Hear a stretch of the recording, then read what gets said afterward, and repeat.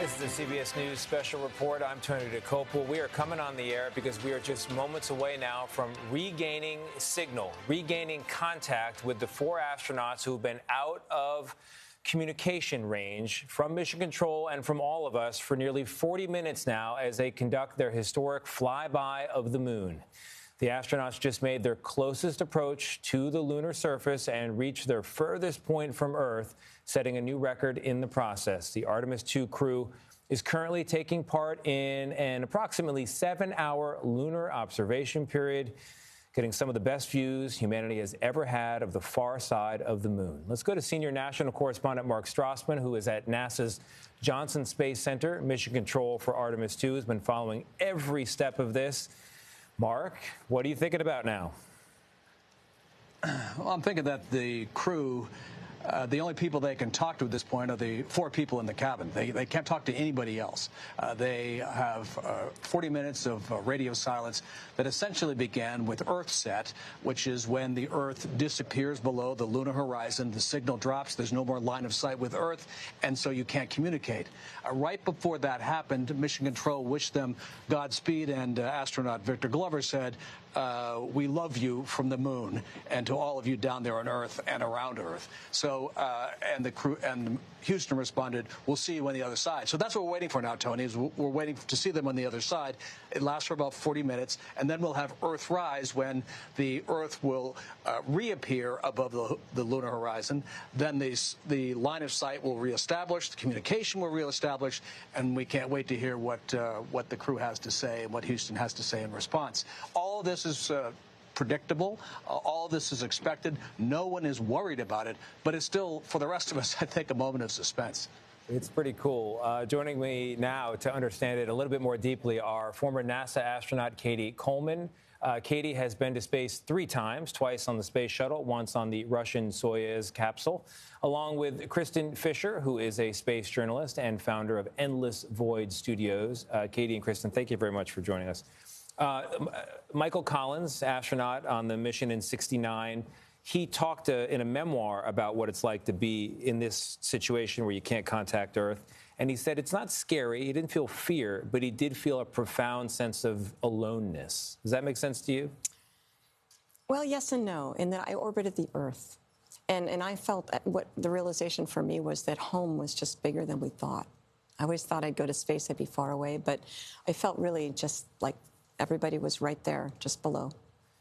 I also talked to an astronaut like yourself who said when you're up there, NASA's got you on a schedule and you're chasing the red line. The red line tells you whether you're on track or you're off track. You're Absolutely. On schedule or you're off. And there is a little bit of relief in being out of communication contact because it's like mom and dad can't bother you. True statement. Krista, what are you thinking about right now? I'm thinking about these astronauts. I'm thinking about their families that they left behind on Earth. But I'm also thinking about these images that we should be getting back very soon. I mean, what these astronauts are about to try to do is recreate one of the most famous images that humankind has ever seen, Earthrise from Apollo 11. I mean, can you imagine that pressure? Forget about launching into space and going to the moon and going farther than any humans have ever gone. You have to try to recreate Earthrise. No pressure. Yeah, no pressure. There's also a lot of scientific value in what they're seeing, right? I mean, one of you take this one because I'm not sure where to go with it. The question of the imagery, who's waiting to look at it, what we might discover, Katie. Well, and they're watching it in real time. The science team is right there in Mission Control, and I can tell with the conversations going back and forth, these people have worked together, eaten dinner together, had beers together, you know, where the astronauts understand what the scientists really wish to understand, and they are giving it to them. Come back around the other side of the moon. And that little crescent that you see picking up something here. We're getting a bit of a grainy picture here, and I think I'm hearing Mission Control. Is it? Yeah. The capsule is. What are we looking at here? Can I ask Control? The lunar flyby continues, but Orion has also technically begun its journey home. So that's the live picture from the spaceship. So they are now back in contact? Visual contact, no audio yet. Oh my gosh, it's so interesting. In the Earth. Why would that be? The crew are getting a few moments to enjoy and take photos of Earthrise for themselves. Let's and we listen for a expect second. to contact them shortly. but we do have good signal coming from Orion.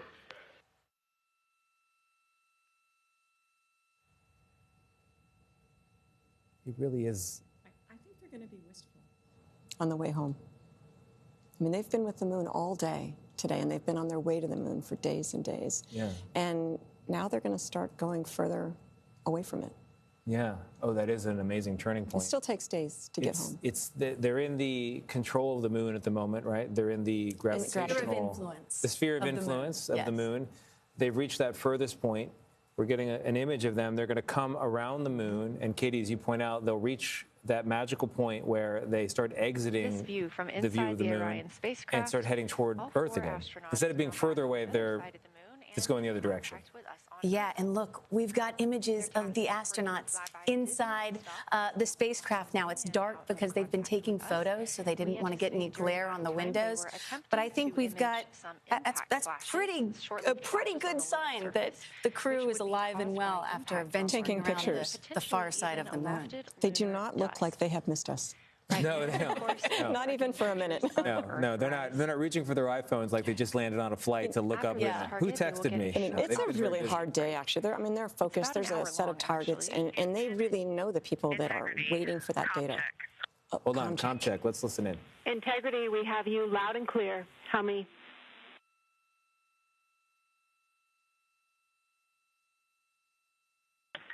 Houston, we have you the same, and it is so great to hear from Earth again. To Asia, Africa, and Oceania, we are looking back at you. We hear you can look up and see the moon right now. We see you too. When we burned this burn towards the moon, I said that we do not leave Earth, but we choose it. And that is true. We will explore, we will build ships, we will visit again. We will construct science outposts. We will drive rovers. We will do radio astronomy. We will found companies. We will bolster industry. We will inspire. But ultimately, we will always choose Earth. We will always choose each other. Integrity from Earth, our single system, fragile and interconnected. We copy. Those of us that can are looking back.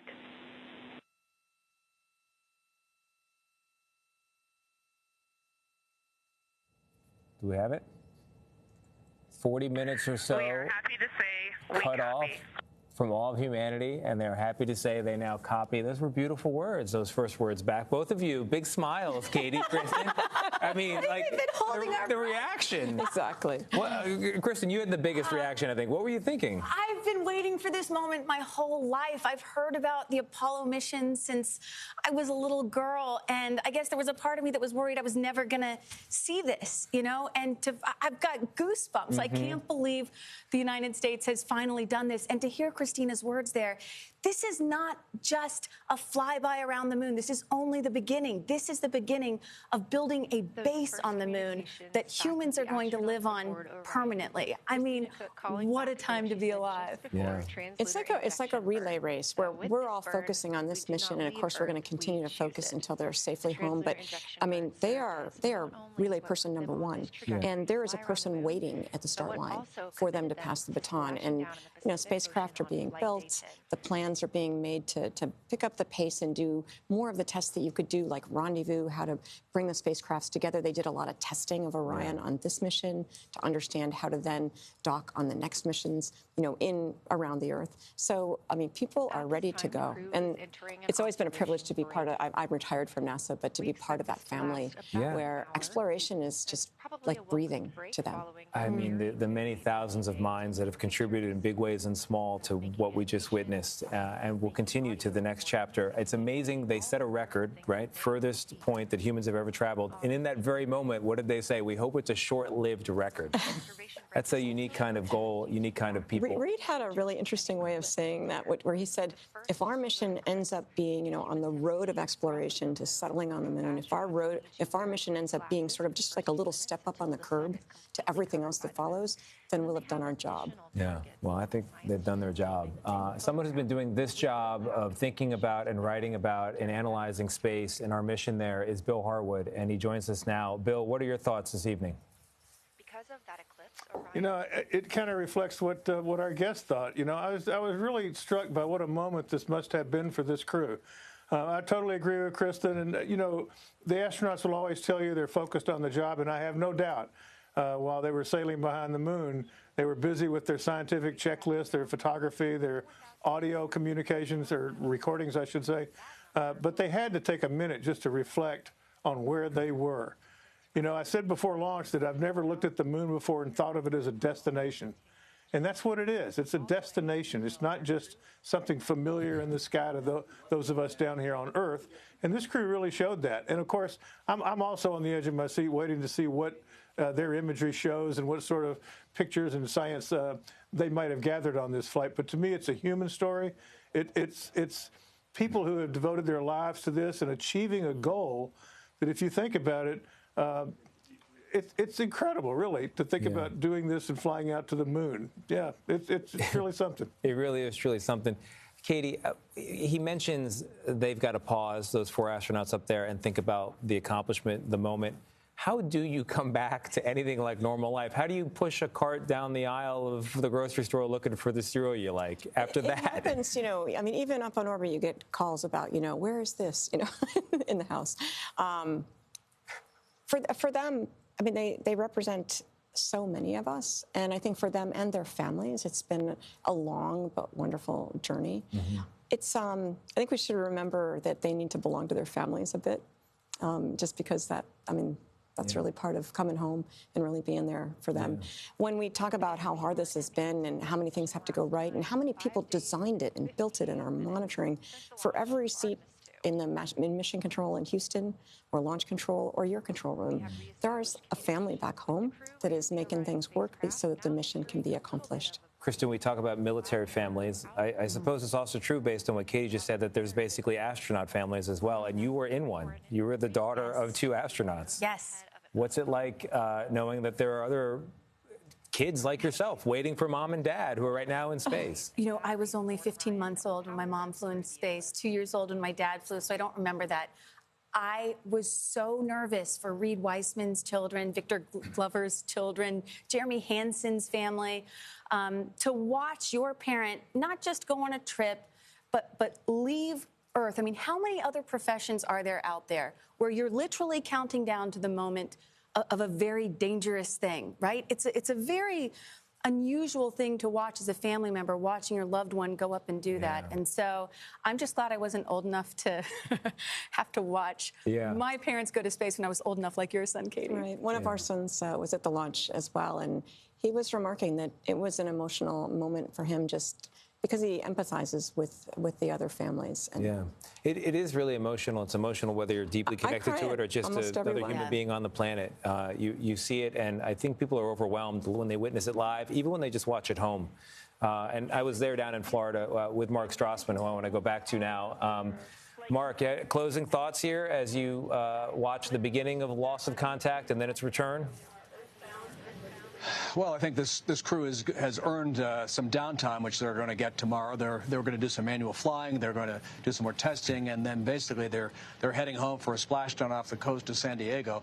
I think they're probably looking forward to putting down the camera. I mean, most of this lunar flyby has been taking pictures, 10,000 pictures. They've been using flashcards like this one. This is actually what they've been using to identify different areas of the moon that they want to take pictures of. It's a highly choreographed lunar landscape session, and this crew has just done remarkably well every step of the way so far, and the downtime tomorrow they've earned. Yeah, there's still work to do. What do you hope Americans, Katie and Kristen, take away from this? I think, honestly, this snuck up on people. When people asked me last week, what are you doing on the show this week? And I said, oh, the moon mission. Don't you know about it? People didn't. And now I feel hundreds of millions of people around the world have become aware of it, and they're going to take something away from it. What do you hope that is, Kristen? I just want people to care about space exploration again. For so long, it has been kind of on the back burner, and I firmly believe that space needs to be experienced. Whether you're watching a rocket launch in person or viewing a total solar eclipse, people are so disconnected from the night sky because of light pollution and whatnot. I just hope that this has reinvigorated the public's interest in space. Mine didn't need to be reinvigorated, but I'm pumped. But as a journalist, you do a good job of helping people stay interested. And what do you hope people take away, Katie? We have a lot of challenges down here on the Earth to solve. And I think that when people see a demonstration of the impossible being shown to be possible by people who are real people, who are candid, who are sharing when they're sad, when they're challenged, when they're happy. I mean, this crew, every one of them is very much very real, and I think that speaks to people back on Earth and inspires them to take up the challenges that they each can take up. Yeah, to be an astronaut in your own life. I really appreciate it. Thank you for guiding us through this. What a night, what a day, what a mission so far, and we hope them the best on their return flight home. Our coverage will continue on CBS News 24/7, on your local news, and for some of you on the CBS Evening News with yours truly. This has been a CBS News Special Report. I'm Tony DeCopel.